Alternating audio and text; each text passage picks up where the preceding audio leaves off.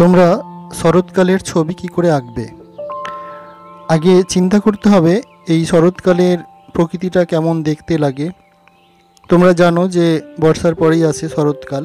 তো শরৎকালের দৃশ্যটা কীরকম থাকে বাইরে, সেটা আগে তোমাদের ভালো করে চিন্তা করতে হবে, দেখতে হবে। তা না হলে তোমরা কোনো কিছু ভালো করে আঁকতে পারবে না। আগে চিন্তা এবং দেখা দুটোই ভালোভাবে করতে হবে। তো বর্ষার পরেই শরৎ আসে, শরতের তাই এই সময় দেখবে নদ নদীগুলো জলে ভরপুর থাকে।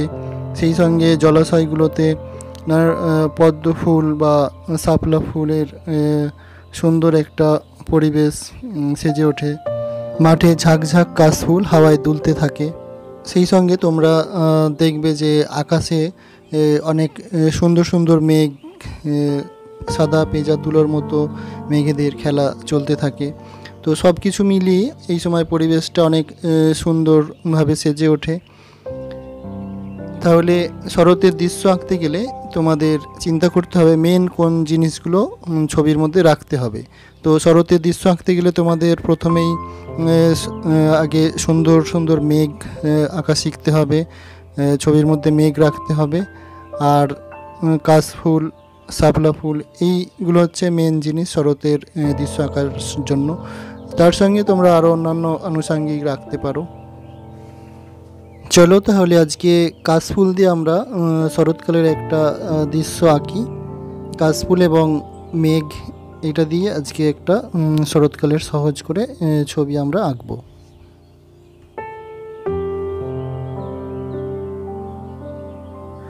প্রথমে আমরা কাশফুলগুলো এঁকে নেব। তো কাশফুল তোমরা অনেক রকমভাবেই আঁকতে পারো। আমি এর আগের ভিডিওতে অন্যরকমভাবে এঁকেছি, এই ভিডিওটায় একটু অন্যরকমভাবে আঁকছি। প্রথমে দেখো এভাবে কতগুলো লাইন টেনে নিলাম। এবারে লাইনের পাশ দিয়ে এরকম ঘাসগুলো করে নেব।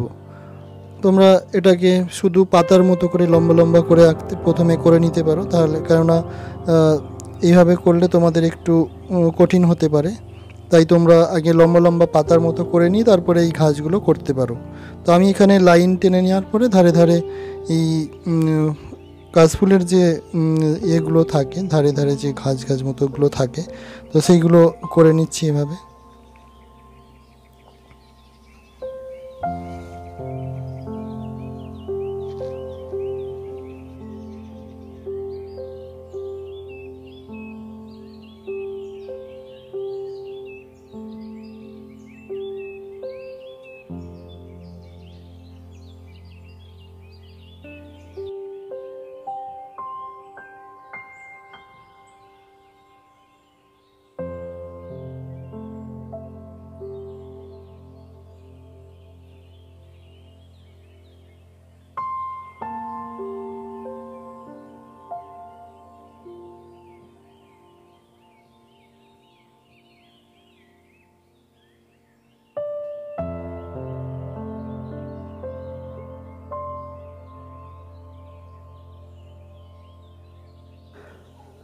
তো এভাবে মোটামুটি কাশফুলগুলো আমরা এঁকে ফেললাম।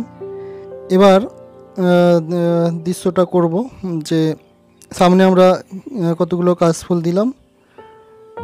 এবার যে কাজটা করব, দিগন্তের লাইনটা টানবো। এর আগে সিনারি কীভাবে আঁকবে সেই ভিডিওটায় তোমাদের দেখিয়েছিলাম যে নিয়মটা কি, যে আকাশ হয় বেশি রাখবে নয় কম রাখবে। তো এখানে আকাশের পরিমাণটা বেশি রাখলাম, সেটা রেখে দিগন্ত একটা সোজা লাইন টানলাম। টেনে দেখো দিগন্তের যে গাছগুলো সেগুলো করে নিলাম। দূরে তোমরা কিছু ছোট ছোট গাছ দেখাতে পারো। অ্যাকচুয়ালি ছোট নয়, ওটা দূর থেকে ছোট দেখতে লাগে। তো দূরে দুটো তাল গাছ দিয়ে দিলাম। এবারে যে জিনিসটা করতে হবে, মেঘটা আমরা এবারে কীভাবে আঁকছি দেখো। তো মেঘের যে ডিজাইনগুলো থাকে ঘাস মতো করে, শরতের যে মেঘের বৈশিষ্ট্য সেটা হালকা করে ড্রয়িং করে নেওয়া হলো। তোমরা পেন্সিলে হালকা করে নেবে। আমি এখানে যেহেতু পেন দিয়ে করছি স্পষ্ট বোঝাবার জন্য, তো তোমরা এটা পেন্সিলে যখন করবে হালকা করে নেবে, রং দিয়ে সুন্দর করে এটা করতে হবে। তো আজকে শুধু ড্রয়িংটাই আমরা করব, পরের ভিডিওতে এই ছবিটার রং শেখানো হবে।